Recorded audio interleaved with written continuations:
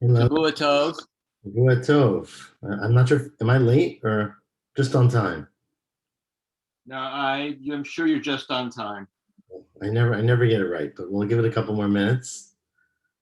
Give some others a chance to join if they can join at this late hour.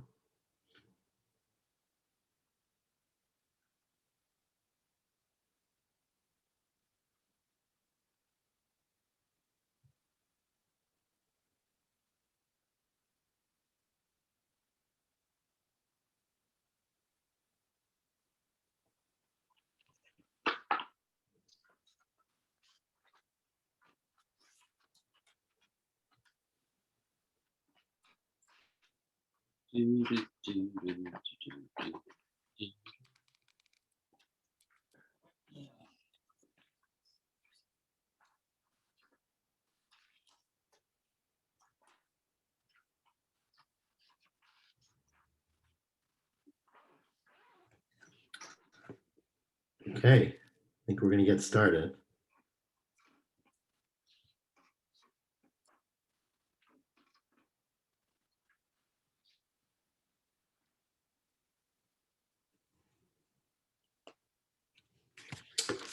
You don't hear Hanan? Okay, no, I think we're not quite. We're never quite sure of the time, but it looks like we got everyone to start. Not everyone, but everyone who's here is here. that's Yeah. 100%. Official beginning. Okay, so today's daf. I don't know where everyone got to on Friday, but today is Yud Gimel, and this. Got up to the 2 dots, 5 lines into Yud Gimel. Okay, perfect. So we're going to go from there. So I hope everyone got to that point. 5 lines from the top of Daf Yud Gimel. The last thing we discussed yesterday was this debate between Rabbi Yehuda and Rabbi Yossi about if a Kohen Gadol became sick or ill or puzzled for some way, and they appointed a new Kohen Gadol to fill in. What happens when the first one comes back to his position? So the machloket was whether that person can act like a regular Kohen ever because he was once higher. Can you go Ma'alim B'Kodesh or Moridin?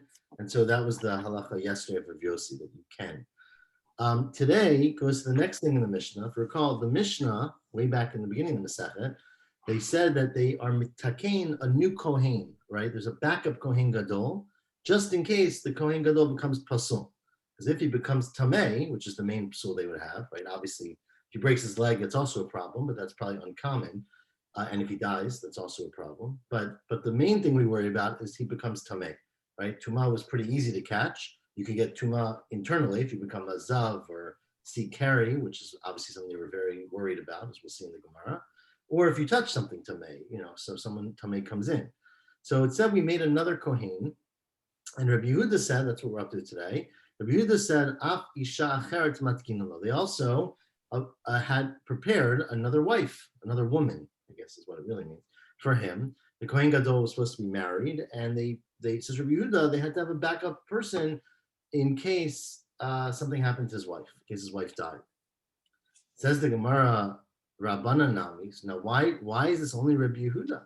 The Rabbanan also, Hachaishi L'Shema, they worry about maybe, meaning they're worried, you have to make another Kohen, because maybe the Kohen will become Tamei. So why don't they worry about the same thing? The Kohen needs to be married in Yom Kippur, because it talks in the Pasuk about he's a chaper ba'ado ba'ad beito, he's a chaper for himself and his household, implying there's someone besides him.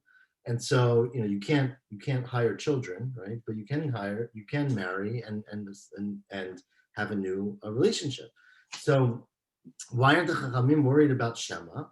Says Gemara, well, because Amri Lecha Rabbanan, the Rabbanan would tell you Tuma Shricha. When Tuma is one thing, right? It's very common for people who come to Tamei, again, going to see Carrie, a person who's Tamei to walk in, but Mita Lo Shricha. When you're talking about the Kohen's spouse, Kohen's wife, Kohen Gadol's wife, you're worried about her dying. That's a very uncommon event. Now, of course, everyone dies eventually. But not that week. But not that week, exactly. For it to happen that week, yeah, so they're not that worried. Anyways, continue the Mishnah. So Amrulos, the Chachamim, Rabbi Yehuda said back to the Chachamim, the Chachamim said back to Rabbi Yehuda, take it back. The Chachamim said to Rabbi Yehuda, if you assign another wife, what if she dies? What's that? What about then? And Rabbi Yehuda responded back, well, in Cain, in the davar sof, right? If you're really going to worry about that one dying, the replacement dying, then there will be no end, to the number of people you have to appoint to be there, right? So this is what the Chachamim said to Rabbi Yehuda.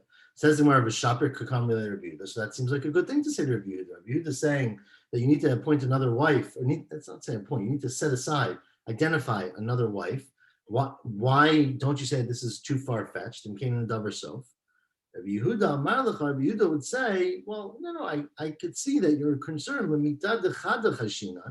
you're worried about one death event, right? It's all probability. So it's uncommon, but it's possible.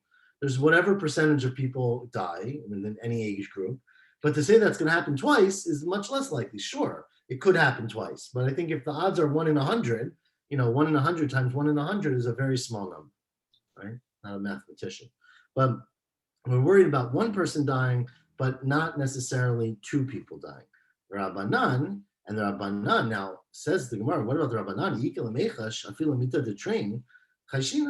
Rabbanan say, look, if you're worried about these rare events, such as someone dropping dead, then why not worry about another rare event? I mean, how do you decide what's uncommon enough for you not to worry about? Says the Gemara, well, okay, that's one thing for Rabbanan say to Rabbi Yehuda. But Rabbanan, why don't they say the same thing to themselves, right? Meaning, the Rabbanan said that you have to assign another Kohen to be the Kohen Gadol in case the Kohen becomes pasul. Why not a third person, a fourth person? What if they all become pasul, right? So Amri Lecha, Rabbanan would say to you, no, because Kohen Gadol zarisu. The Kohen Gadol is very careful. This is not a random person, right? You're not looking for a random event. You're saying maybe the Kohen Gadol will become Tameh. It's true. You can't guarantee with 100% certainty that he won't. But the Kohen Gadol, this is his mission. This is his job. He's going to be very careful. We always say Kohanim Zrizim, that to be very careful, not to happen. So, well, if he's so careful, he's Arisu, right? Why did they even have one person? Answers the Gemara, a beautiful answer, which is true. Kivan da'avdina leitzara kol shekain dimizdaris tfei. Sometimes all a person needs to be careful is to know that there's someone waiting in the wings. right? If you know you mess up, someone else is going to go and do it for you. That makes you that much more careful about keeping your job.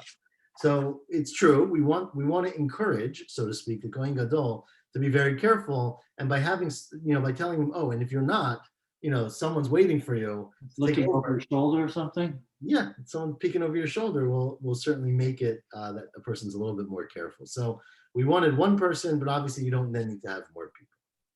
Says the Gemara, Misagale but the Kanta, is this enough? Rabbi Yehuda says that you need to have a kapara for the Kohen Gadol and his house, right? So he needs to be married on Yom Kippur. We're worried his wife might die, right? We're worried he might die also, but of course there's another Kohen Gadol who's set aside, right? But we're worried his wife might die. So we sign, the Mishnah said, you're mitakninan, you prepare another woman who would in theory marry him if she needed to. Is that enough? You can't have a person in theory. The Torah says you have to have a house. A house presumably means you have to be married. It's not enough to identify another, to have an alternate. He presumably would have to marry this person. The hachlav beito. And so if you just identify someone, it's not his beito. It's just okay, you're right, the mekadishla. He's got to actually marry her. You have to give her kiddushin. He's got to go to this other woman, tell her hareyat mikudeshali, she has to accept, right, in order for it to be a marriage. But kiddushin's not enough. Hakama de l'kanisla lav beitohi. Until you actually bring her in, which Rashi here, I think, I don't remember actually if it's here or elsewhere. Rashi says that means doing the chuppah, right? Until you actually consummate not literally, but you do the chuppah, right? Because remember, we usually have kiddushin, which is the beginning, the erisin, and then you bring into the chuppah. Now, of course, in our weddings, we do it all together. But in those times, they used to have it separated. So you would marry a person with kiddushin. You weren't necessarily living with them. You'd have a period between erisin and nisuin, and then you bring them into the chuppah, right? And finish the marriage, complete it. Says well, if you haven't done that yet, she wouldn't be called beito. Says you're right, the kind of like. So then you'd have to, in fact, you'd have to actually have a chuppah. So, a week before, 2 weeks before Yom Kippur, it could be, you could do it a long time before, but sometime before Yom Kippur, the Kohen Gadol would have to have a ceremony, marry another woman and bring her into her house, bring her into chuppah. Yeah. Says Gemara, well, that's great, but now you got a different problem. Because now the Kohen Gadol has 2 wives. In Cain, Havili Shnei Batim. Now he's got 2 families, right? He's got Bayit of wife 1 and Bayit of wife 2. Rachmana Amar. The Torah says, V'chiper ba'ado v'ad beito. It says he was for his house in singular. The lo ba'ad, in this week's parsha, right? Lo ba'ad shnei batim, not for 2 houses. So, well, you're right. It must be the hadar megarisha. So he has to divorce this other person. So he's got to marry the second woman, but also divorce her. So now, before everyone gets too nervous here, Rashi makes a point of saying that the next rest of our Gemara for almost today's whole daf is a very I wouldn't say unedited version, but it's like a stream of consciousness Gemara. The Gemara's throwing out a lot of sort of ways of how this is going to work, and they're not really that detailed, and none of them are that clear on the surface. So just follow. Which Rashi is this? Rashi in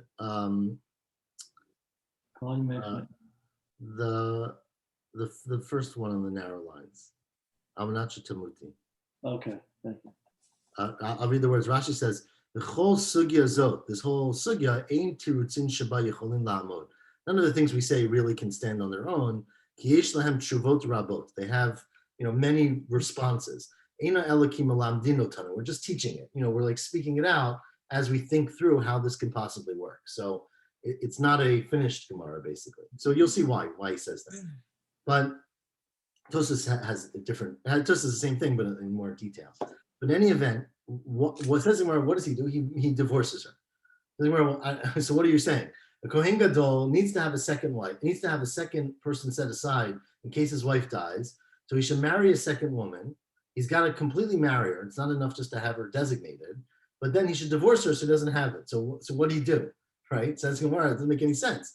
Imegarishla, the last narrow line, if he divorces her, hadra kushin leduchte. So then you're back where you started. I don't understand why you did that whole activity. Says Gemara, no. It's not the lakash l'tzricha. What we mean to say is the megarishla al t'nai. He divorces her on condition. So Kohen Gadol is married. The Rishonim usually use Rachel and Leah when they talk about 2 women, but you can use any names you like. Kohen Gadol says married to Rachel. I guess it should be the other way. and he's got to marry a second woman, which they call Leah, right? So he divorces, the second one on condition. The Amar he says to his second wife, the one he married for Yom Kippur, Hareze Gitech, it was nice to marry you today, but here's your get, Almanat Shetamuti, on condition, again, you can see this is in parentheses because it doesn't make that much sense either, but literally what it means is on condition that you die, which makes no sense, right? Says Gemara, "V'dilma lo maita," she might not die. Why would you want to divorce someone if she's dead, right? Says Gemara, "V'dilma lo maita," maybe she won't die. Ella, this is what we mean. Ta'amela, harezek itech amanat shelo tamuti. Here's your get on condition that you do not die, right?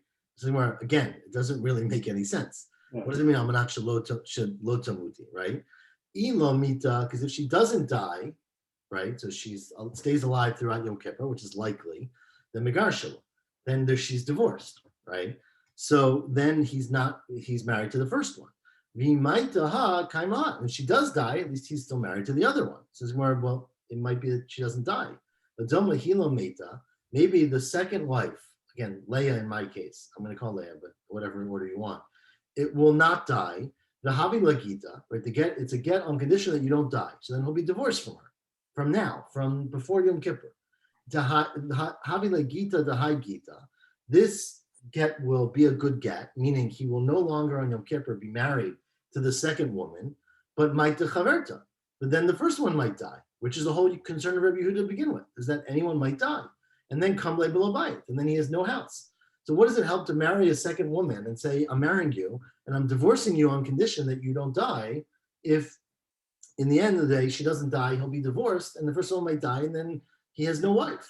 Can you just marry her on condition that the first wife dies? We'll get there, but that's what Rashi's explaining. We're sort of just speaking it out. That would be the only thing that would make sense here. It would make sense. Well, we'll get there. It's not going to work perfectly, but we'll get there. Ella, the amanat shetamut achat mikem. Right? Again, this is also, some people take this out, but that he says, I'm divorcing you, sorry. I married this second woman, if I'm the Kohen Gadol. I'm divorcing you on condition that one of you dies. Because mita ha kaimahach. If one dies, the other one is still married. Mita ha kaimahach. Right? It says more, but again, the same problem. The dilma lo maitim lo chadaminayo. If he's marrying her on condition that one of them dies, if none of them dies, then if he divorces her on condition that one of them dies, and neither one dies, then they won't be divorced. Havili batim. This is more further. This wouldn't even count as a get. If a person went up to a woman who he's married to and says, here's your get, on condition that one of you or this other woman died. That's not a get. And the reason it's not a get is because, as Rava said, if a person gives a get to his wife on condition that she does not drink wine, Kol yemei chayai v'chaychi, all of my life and your life. We also learn this can mean either my life or your life, but here it seems to say both. Meaning, I go up to someone who I'm married to and say, I'm divorcing you, but it's on condition that you and I, for all of our lives, do not drink wine. That's not get. Ein ze kritut. The reason that's not a get is because there's no get has to be a get karet. Karet literally means you cut something off, right? You break the bond, you break the connection. But here, because the condition essentially lives for the entire time that one or both of them are alive, right? And they're the two people divorcing. It essentially, there will never be a point during their lifetimes where they could say this get is cham, because you never know if the next moment someone's going to drink some wine, right? So because there's no moment where you can say for sure it's going to be cut off, it doesn't count as what's called a get kritut. However, let me just do the next case, and I think it'll clarify a little bit. If you say kol yemei chaye ploni, if you say here is your get on condition that I don't drink wine or you don't drink wine, as long as I don't know, someone, King George is alive. So because it's possible for King George to die before them, that's something that could have a defined period, and then hareze kritut. Then it does count as a get, and it would count from from the day that you give the get, right? And Rashi says you can get married right away.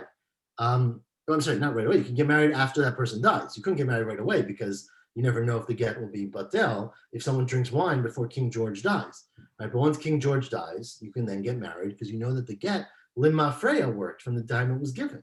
But either way, if you make a condition that this is a get, I'm going to give you a get as long as you're alive, it means your whole life. Ella, finally, the case that Hanan would have started with, the Amrullah, you say to her 3 lines from the bottom, again, you're married to one woman for 50 years happily. So my grandmother was an old man, right? He has to get a new wife. So he marries a second woman before Yom Kippur. He's married to Rachel, he marries a second woman named Leah. He then goes over to Leah and gives her a get and says, I want to divorce you from today, meaning before Yom Kippur, al minat shelo tamut chavertech. Oh, yeah. On condition that your friend does not die. So if she does die, again, maybe they're not friends, but your partner here, but let's say she dies, then, ilo mita chaverta. So if the first wife doesn't die before or on Yom Kippur, nigar shela. So then they're divorced and that everyone's happy. V'imita, but if she does die, not everyone's happy, but I guess there's only one wife, right? Imita, if the first wife does die, so then imitaha hakaimaha. So then this second wife is going to not be divorced. It will be an effective marriage, and the Kohen has a house. So beautiful case, which is where again you would have started. No, why don't they make it the marriage condition rather than the get? You know what I mean? Why don't they just say we're married on condition that my wife, God forbid, dies? Then the marriage would be chal. You can't. You can only do the conditional get. You can't do a conditional kiddushin. Is that? It's a good question. I'm not sure. You can do a conditional kiddushin, but I'm not sure. That would make more sense. Well, so I guess the issue is that you have to do the chuppah, so maybe you wouldn't do the chuppah on condition. I don't know. Right. I think it's possibly the reason. Remember, the Gemara right now is not happy with kiddushin alone. It wants you also to actually bring her into your house. So it could be that it would be in. It sounds like it might be in. Again, I haven't seen anyone who addressed it. It's a very good question, but that maybe it wouldn't be appropriate to bring the person into your house and certainly not to sleep with her because you don't know if the kiddushin is going to be chal. Right? So to the extent that you have to actually, quote unquote, consummate, which again, in most Rishonim understand means not physically consummate, but bring her into your home. But I guess that would be inappropriate if you weren't for sure married to her, right? But isn't the Kohen being isolated anyway? She's not going into his home anyway. I mean, he'd have to do it before he was isolated, right? They'd have to set this up 7 days before. You have to do chuppah at some point. So chuppah usually means bring her to your home. Yeah. Anyway, so that's the case, which seems to make a lot of sense. So not so complicated. Marry a second woman and then divorce her from before Yom Kippur on condition that it would be a divorce if his first wife remains alive on Yom Kippur. But if his first wife dies on Yom Kippur, then it's not a divorce, and then she would be his wife on Yom Kippur. So that seems like a good case. Says the Gemara, however, we got one big problem. Dilma maita chaverta b'palga d'avoda. What if his first wife dies in the middle of the day, right? Not before Yom Kippur, but in the middle of the day, he started to do the avoda. He shechted the carbon in the morning. On Yom Kippur? On Yom Kippur, yeah. So then, once she dies, the get is canceled, right? Because but then he's married to the second one. However, in the morning, he was married to both because he never divorced the first one, right? He was married to her. She died, but for the first half of the day, they were married. So Igla Milta Lamafreya, it turns out Lamafreya, turn the page and you give him a bet. The Gita Daha Lav Gitahu. The get that he gave to the second wife is not a get because the first wife died, and therefore all morning, Avid Avoda, he did some of the Avoda at least, Bishnei Batim. Yeah. So this is a big problem. We're not really going to solve this so easily. You'll see in the Gemara eventually how we get rid of this problem. So the Gemara again throws out a few sort of cases that don't really add up to very much. Tosfos adds a lot of lines, but we'll just read what we have. Says Gemara, Ella, let's say the following case, the second line. The Amar La, again, he got married to a second woman, and he says to her, this is on condition that your friend dies, right? Which is the opposite. So again, it doesn't really answer anything. Says Gemara, that doesn't help you. Dilma meita chaverta. I don't understand why that would help. Maybe the first one will die, and then you divorce the second one. Havi legita, right? The second one is divorced. Dahagita, the havi legita dahagita. The get of the second one is a good get. Become below bayit. Then he has no wives, right? So it doesn't help to do that. Ella, okay, finally, let's get to what we really got to do is you have to divorce both on condition, right? So he's been, I'm sure his first wife is not going to be very happy about it. They've been married for, decades. But all of a sudden, he's got to give her a get on not Erev Yom Kippur, before Yom Kippur. The Megarish Lala Tervayo. He's got to give a get to both wives. Lechada Amar, to one wife, he says, exactly what we just said, right? This is a get, let's just say this is to wife number 2. Okay? He says to wife number 2, here's your get. We are divorced from today on condition that my wife number 1 doesn't die. So if wife number 1 dies, then we're not divorced, and that's great. Well, not great, but that's again, we have a buy. Okay? But now we have the problem that what happens if they die in the middle of the day, right? The first one. So now we have this condition. The Chada Amar, he then gives a get to his first wife. And he says to her, here is your get on condition, I want to divorce you if you don't go to shul on Yom Kippur. What is he assuming? That she would go to shul on Yom Kippur, right? Most people go to shul on Yom Kippur, especially the wife of the Kohen Gadol. And if I'm guessing, Rashi doesn't quite say this, that if she doesn't make it, it's because she's sick and maybe she's going to die, right? Wow. So if she's really sick on that day and she can't make it to shul, then she'll be divorced, right? And so then it makes sense. You don't have to really worry that maybe she'll die during the day. Says, well, it's possible that, let's say, she doesn't die. Let's say she doesn't make it to shul because she's sick, presumably. Dilma lo maita chaverta. She won't die, but she also doesn't make it lo ayla he beit knesset. She doesn't make it to beit knesset. And then Havile Gita did Tervayo Gita, become Labilabai, then they'll both be divorced, right? So sure, you solved it in a problem where she's very sick and she's on her deathbed and she might die during the day, but what if she doesn't die, which might be a nice thing, right? So then she's divorced because she didn't make it to shul. And the second one's divorced because she's divorced on condition that the first one doesn't die. She didn't die. Ella, okay, let's do it this way. The Chada Amar, again, to one wife you say, and again, it's easiest if this is the second wife. Again, I'm divorcing you today. I married you just for this purpose.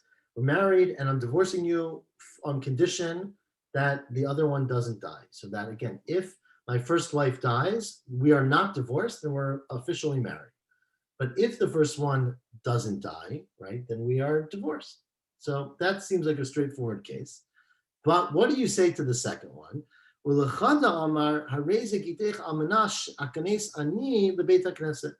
Here you're divorced on condition that I go into the Beit Knesset. What does that mean that I go into the Beit Knesset?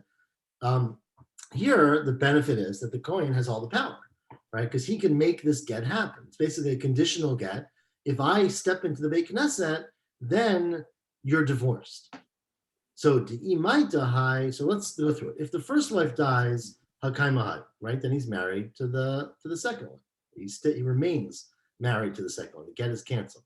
Now, of course, if the second one dies, which we've never really discussed so far, then he's just married to the first one, right? There's no change. He divorced her. What are you going to worry about? What we did on Amud Aleph. Maybe one of them, the first one, will die in the middle of the service. It will turn out that the morning service was done with 2 wives, 2 houses. Says Gemara, here's the catch. If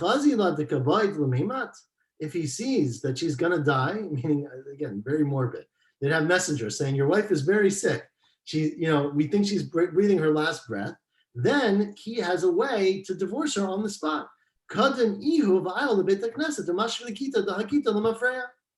So then basically you've given him an out. You can say, if it turns out that you hear on Yom Kippur, it's not so clear. You probably can't do this after she's not alive anymore, right? Well, it's not so clear, to be honest. But let's just say our Gemara makes it sound like you can't. If you hear that the first wife, the wife of his, for 40 years, is sick and she might die, he can just jump into the Beit Knesset, maybe in the Beit HaMikdash, affect that divorce from 2 weeks ago. He's no longer married to her. And then whether she dies or doesn't die, he's married to the second wife, right?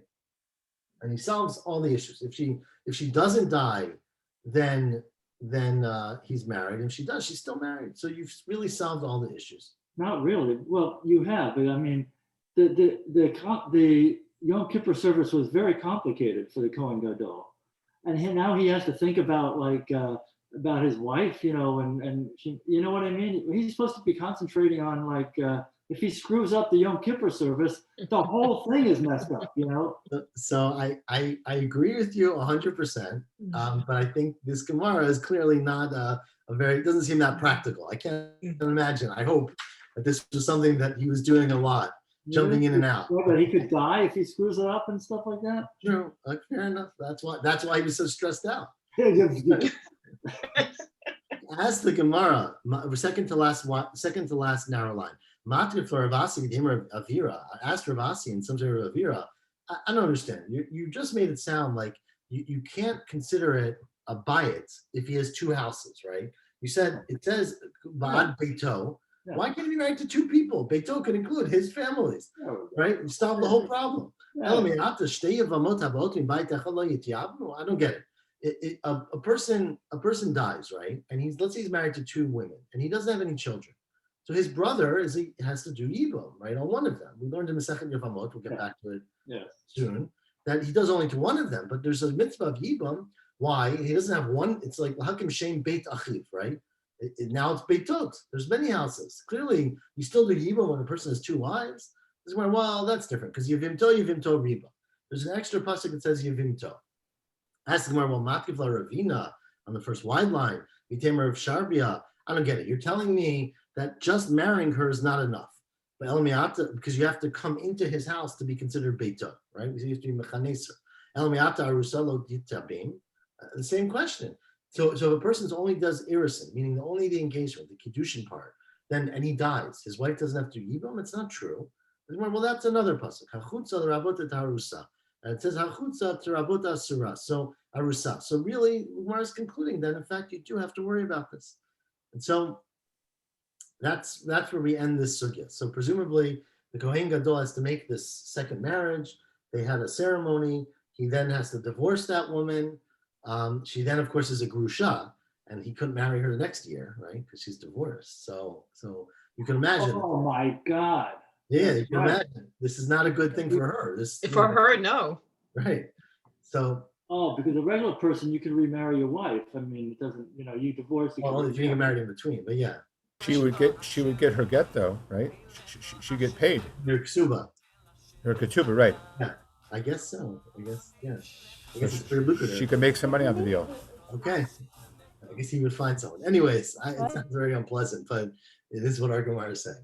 Continues the Gemara. Let's go. We switch topics to something else. It's not so clear why, but we'll see in a second. Maybe Tanur Abanan Kohen Gadol Makriv Onein. Right. This, of course, was last week's parsha, right, with Aaron when his sons died.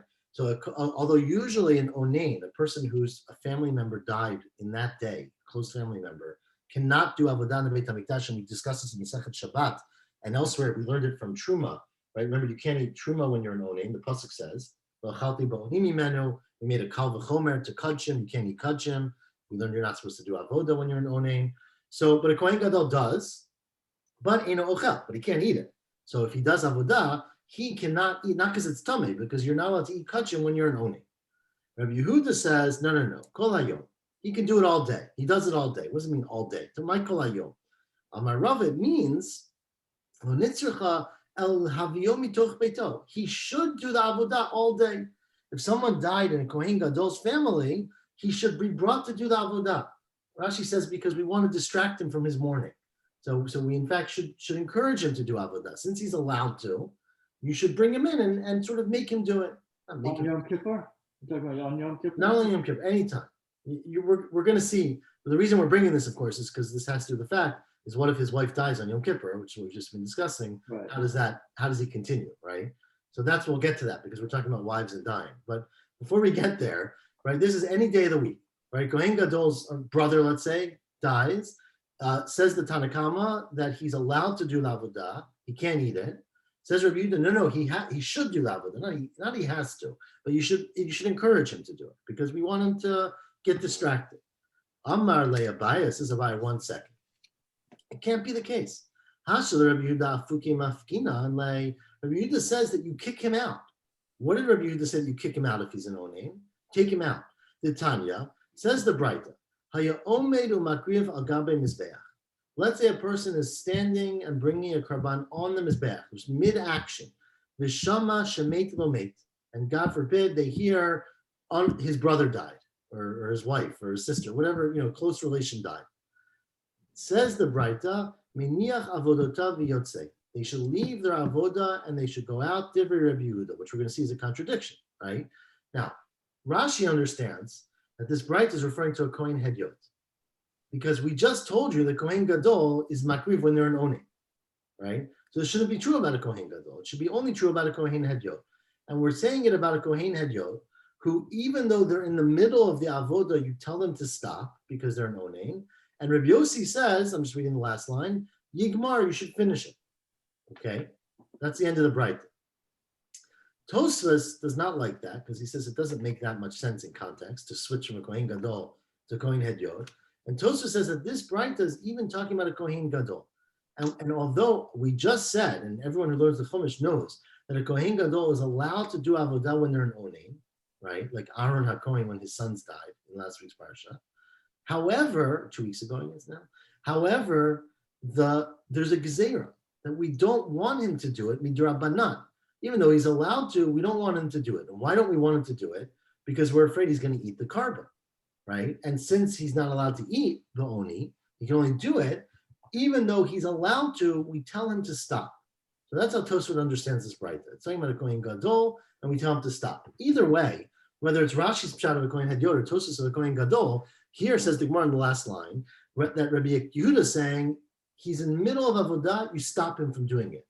So Rabbi Yehuda is saying you don't do it. And you're telling me that here he says, no, go to his house and pull him out from his shiva and tell him to come do it. It doesn't make any sense. Ela Amar Rava, you're right. It says Rava, I disagree. Not you're right, I disagree. And Rava says I changed my opinion. My kol hayom, when we say the Kohen Gadol, who's an onim, does it all day, lomar she'eno oved kol hayom. It's saying Rabbi Yehuda is in fact saying a Kohen Gadol who's an onim. The Tanakama said he can do avodah, but he can't eat the carbon. Says Rabbi Yehuda, he can't do it all day long. He shouldn't do it, right? Eino oved kol hayom, not min haTorah, because min haTorah Kohen Gadol is allowed to work when he's an onim, but gzeira shema yochal. Says Rabbi Yehuda, I'm afraid he's going to come to eat it. A Kohen Gadol is not allowed to eat when he's an onim, and if you tell him to do the avodah, he might come to eat it. It's far-fetched because he's a Kohen Gadol, but nonetheless. Amar le Rav Bar Ava Rava, says Rav Bar Ava to Rava, Mi gazer Rabbi Yehuda shema yochal. We'll continue. It's very short. Do 2 more lines. We'll do it till the Mishnah actually. Does Rabbi Yehuda worry that maybe if you do the avodah when you're not allowed to, you're going to come to eat it? Hatznan. We learned now. This goes back to our Mishnah, our first Mishnah, our only Mishnah of this parak. Rabbi Yehuda Omer. Rabbi Yehuda says, "Ach isha achert mitaknina lo." You prepare a second wife for the Kohen Gadol, which we understood meant that he married her. Shema tamut ishto. Just because his wife might die. Ask the Gemara, so what? If his wife dies, he's really in trouble. He might ishto avad avoda. It sounds like he's just going to keep going. Right? If God forbid a Kohen Gadol's wife dies on Yom Kippur, he just keeps doing the avoda, and with the new, because he has a second wife, right? Another one, and there's a condition, right? As we said earlier. But why is he allowed to continue doing the avoda? According to you, Rabbi Yehuda says that lo gazer Rabbi Yehuda shema yochal. Rabbi Yehuda's not gozer. Maybe he's going to come to eat. Why aren't you worried that he's going to come to eat? Let's wonder why not? Because it's Yom Kippur. Exactly. Amar lei hachi ashta hatam kivan de Yom Kippurim hu. Since we're talking specifically about the avodah of Yom Kippur, the kuli alma lo ka'achli. No one's eating during that day. And remember, once the night falls, you're no longer an onim midoraita. So at night he could eat. But during the day, no one's going to eat. We're not worried he's going to go eat some of the karban. No one's eating on Yom Kippur. So hu nami lo ati lemechal. He's not going to come to eat, even if he's an onim. Well, not even when he's an onim. Hacha, but everywhere else during the year, the kuli alma achli, everyone's eating the karbanot. Hu nami ati lemechal. We're worried that we are he's going to come to eat the carbon when he's in Onen, which he's not allowed to do. And therefore, Rabbi Yehuda made a gzeir. Asked the Gemara, I don't understand. The whole mission, the whole case we just said was that it turns out that he's divorced from her. Remember, right? It can't be if she dies during the day, he can't have been married to her because he would have been married to 2 women in that morning. So we have to have this whole case that we said that if he sees his wife is going to die, if she's very sick, he steps into the Beit Knesset and he divorces her so that he's no longer married to her from that whole Yom Kippur. But then why is he an Onen? So the whole Gemara makes no sense. So why would you ask the question? He's not an Onen. He divorced her. Okay, he divorced her. And it's true, he's not technically married to her. But I mean, certainly would be worried. It's true that technically he divorced her, but certainly she was his wife. They were very close. You know, it's going to bother him that she died, and it won't necessarily be appropriate to eat kachim when you're in that state, because you're only supposed to eat kachim when you are, what Rashi says, besimcha gedola, right? Or gedula, sorry. That you're top of the world. But if you're sad, like an Onen, or because even if she's not technically your wife, but in fact she was your wife and she died, then we wouldn't want you to eat kachim. And so it would be usher to eat during that day, but we don't have to worry that the Kohen Gadol is going to come to eat it because it's Yom Kippur. And since it's Yom Kippur and no one's eating, we don't have to make a gzeira that maybe he'll eat it if he brings the carbon. So we will stop there at the Mishnah. Very far-fetched but interesting cases. And tomorrow we'll get back to something more. I did contact Rabbi Exler about learning at shul, and they're discussing it. Okay. Okay. It's on the agenda. On the agenda. Return to, and he will let us know. Okay, but I did contact him. He said that's a good question, but no answer yet. Yeah, so just to let you know, it's the same at RJC. They also say we'll talk about it, and it's also like I on can the offer table. I can offer our backyard if an hour before mincha if people want to get together. If it's in a private home, we have no one to talk to. I mean, there's like it's our own business. We don't have to get approval from anyone. So it's like, you know, among us, we're vaccinated, we feel comfortable. That's it. Yeah. So just let me know if people want to get together. Okay. Let's keep discussing it. We'll see everyone tomorrow morning, God willing. Thank Shavua you, Ellie. tov. Shavua tov, everyone. Yeah. Okay. Shavua tov. Yeah. Yeah.